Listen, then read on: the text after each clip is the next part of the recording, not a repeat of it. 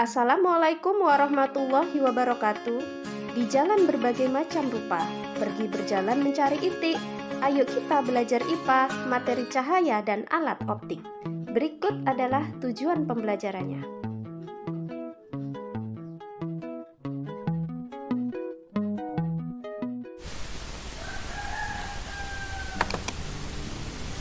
Baik anak-anak, Ibu akan menjelaskan yang pertama yaitu tentang sifat-sifat cahaya ya.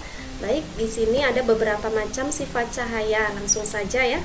Yang pertama yaitu cahaya merambat garis lurus. Nah, kalian bisa lihat bahwa ada seseorang yang melihat cahaya lilin ya dari satu celah kecil, celah di A, B, dan C. Nah, ketika seseorang itu bisa melihat cahaya lilin, maka ini membuktikan bahwa cahaya itu mampu merambat lurus ya. Selain itu ada jendela ya, jendela yang disinari oleh cahaya, maka cahaya itu akan turun membentuk suatu garis lurus seperti ini. Nah, ini adalah bukti bahwa cahaya merambat lurus.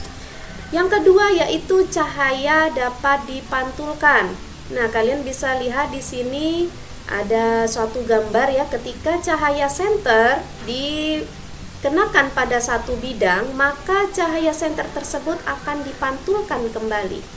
Nah, di sini ada, kalian bisa lihat sinar datang, lalu ada sinar pantul ya.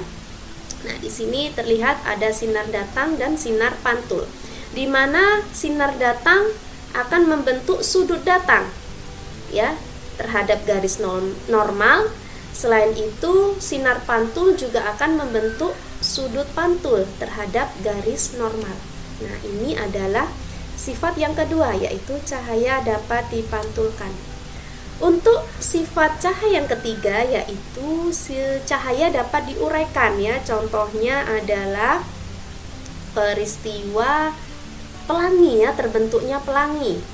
Nah, bagaimana pelangi bisa terbentuk? Ya, pelangi terbentuk khususnya setelah hujan ya. Ketika selesai hujan lalu ada panas, maka biasanya akan terbentuk pelangi. Mengapa? Nah, di sini sebabnya ya, karena ketika ada cahaya putih atau cahaya matahari, maka akan diuraikan menjadi beberapa spektrum warna. Ada 7 ya, ada 7 spektrum warna, yaitu Magicu, Hibiniu, merah, jingga, kuning, hijau, biru, nila, dan ungu. Nah, ini sifat ketiga cahaya dapat diuraikan. Yang keempat yaitu cahaya dapat dibiaskan. Nah, dibiaskan di sini contohnya misalnya ketika ada satu pensil ya dimasukkan ke dalam wadah berisi air, maka terlihat pensil tersebut seperti patah. Padahal tidak patah dia ya. Kenapa bisa terjadi? Hal itu terjadi karena adanya pembiasan cahaya. Pembiasan cahaya terjadi apabila cahaya melewati dua media dengan kerapatan yang berbeda.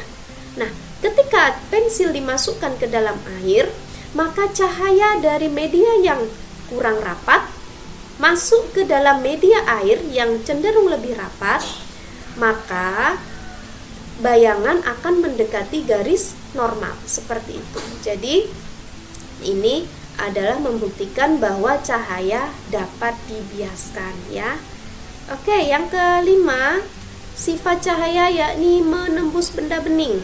Nah, contohnya di sini terlihat bahwa ketika ada cahaya dari lilin mampu menembus kaca ya, terlihat. Nah, ini membuktikan bahwa cahaya mampu menembus benda bening. Selain itu, ketika ada seseorang yang sedang berenang di pantai, dia akan mampu melihat suatu benda yang ada di dasar. Nah, ini membuktikan bahwa cahaya itu mampu menembus benda bening. Sifat yang terakhir yaitu cahaya ternyata merupakan gelombang elektromagnet. Apa itu elektromagnet? Gelombang yang merupakan perpaduan dari elektro dan magnetik ya, dari listrik dan magnet. Dan di sini nanti dibedakan menjadi beberapa gelombang. Di antaranya ada gelombang radio, ada gelombang mikro, inframerah, cahaya tampak, ultraviolet, sinar X hingga sinar gamma. Nah, beberapa gelombang ini nanti Ini tentunya merupakan gelombang elektromagnetik yang memiliki frekuensi dan panjang gelombang tertentu. Nah, ini adalah contoh bentuk dari gelombang elektromagnet dari cahaya. Nah, baik anak-anak, itu tadi merupakan beberapa sifat-sifat cahaya.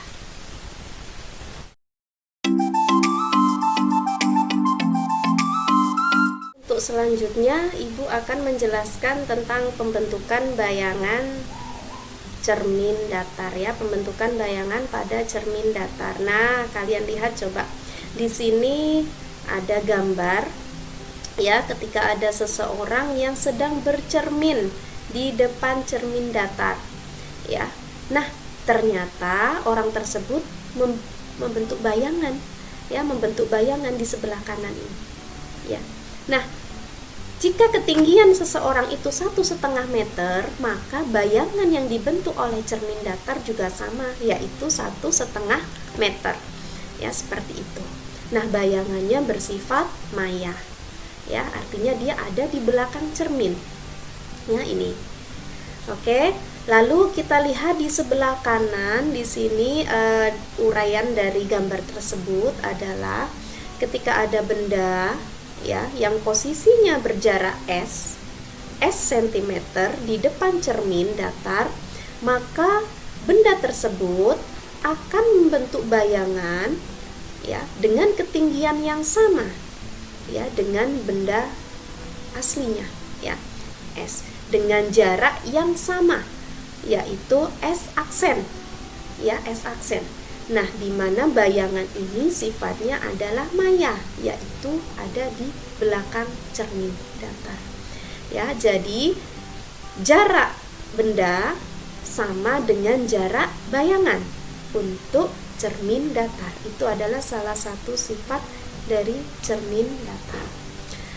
Yang kedua, untuk rumus umum cermin datar, nah ini bisa kalian lihat banyaknya bayangan yang terbentuk dirumuskan 360 derajat per alfa.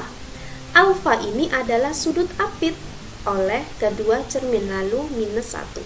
Nah, ini adalah rumus umum cermin datar. Nah, bagaimana kalian bisa melihat apa itu sudut apit? Nah, ini contohnya ya, ada 3 buah gambar.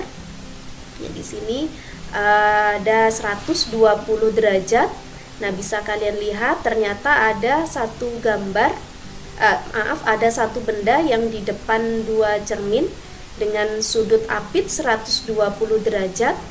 Lalu ada satu benda ya di depan 2 buah cermin datar dengan sudut apit 72 derajat, dan yang terakhir adalah 50 derajat. Nah, di sini nanti ada beberapa perbedaan jumlah bayangan yang dibentuk oleh cermin datar berdasarkan perbedaan sudut apitnya. Nah, nanti kalian bisa lihat atau kalian bisa mencari berapa jumlah bayangan yang dibentuk apabila sudut apitnya berbeda-beda, seperti itu.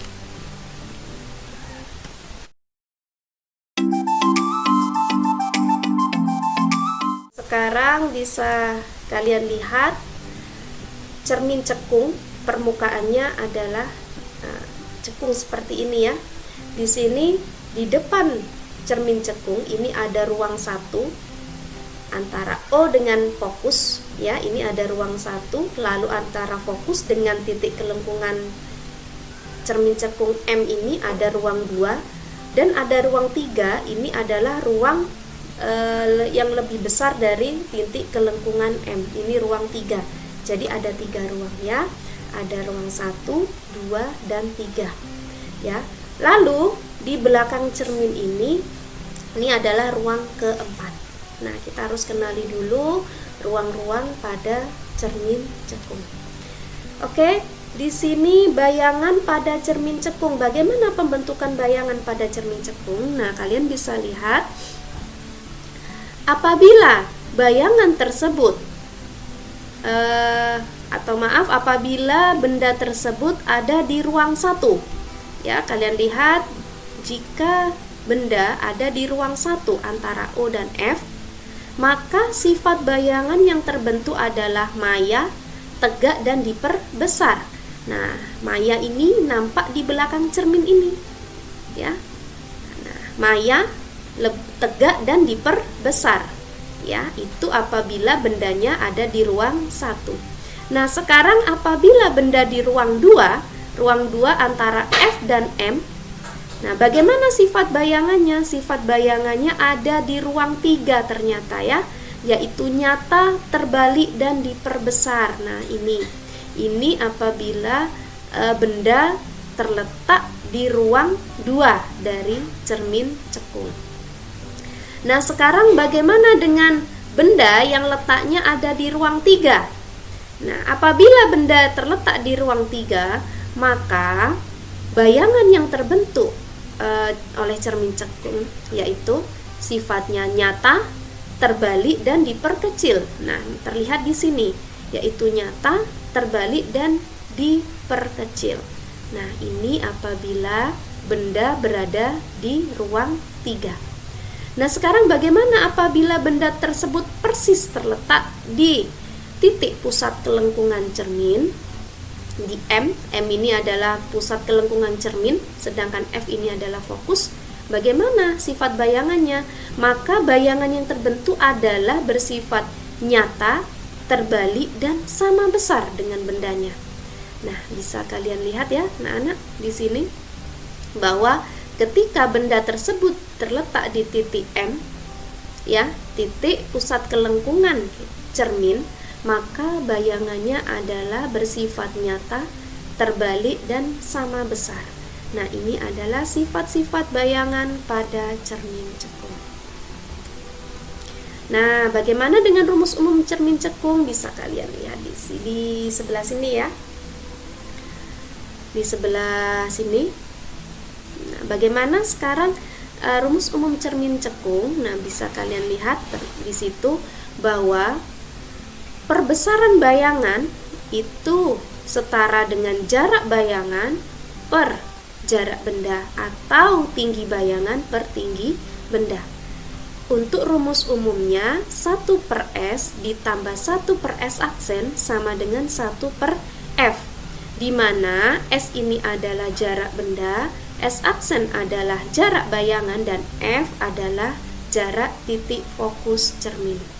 Untuk cermin cekung, fokusnya adalah tanda positif, sedangkan cermin cembung bertanda negatif. Ini perbedaannya antara cermin cekung dan cermin cembung, yaitu cermin cekung positif, sedangkan cermin cembung negatif.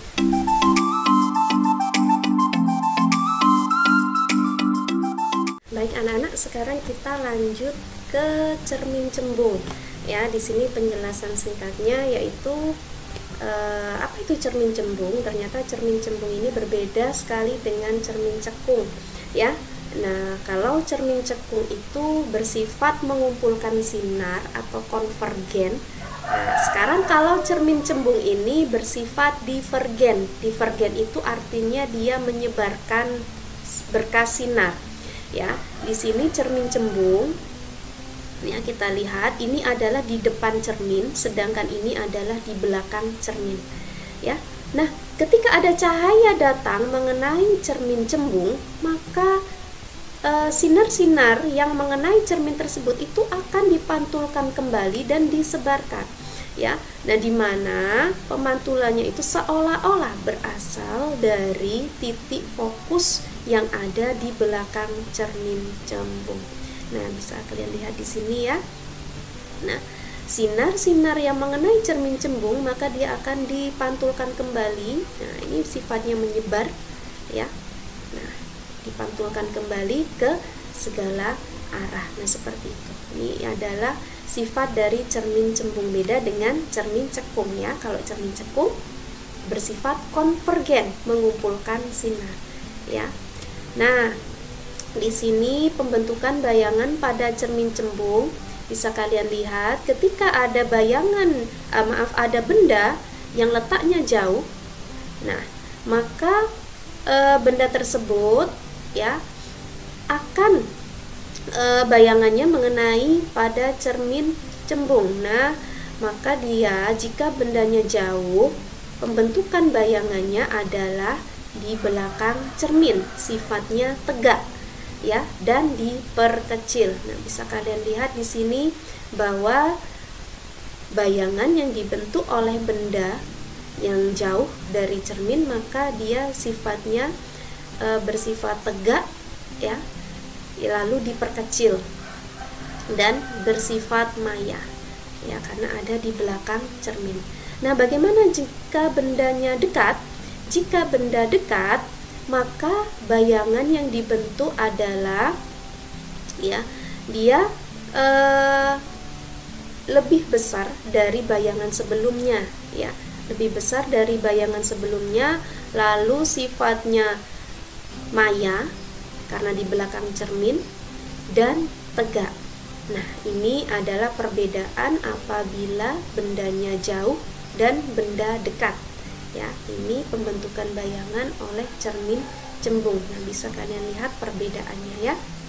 Jika bayangan itu di belakang cermin, maka bayangannya bersifat maya, ya. Jika bayangannya di depan cermin, maka bayangannya bersifat nyata. Oke, anak-anak, seperti itu, ya. Oke, sekian materi dari Ibu. Wassalamualaikum warahmatullahi wabarakatuh.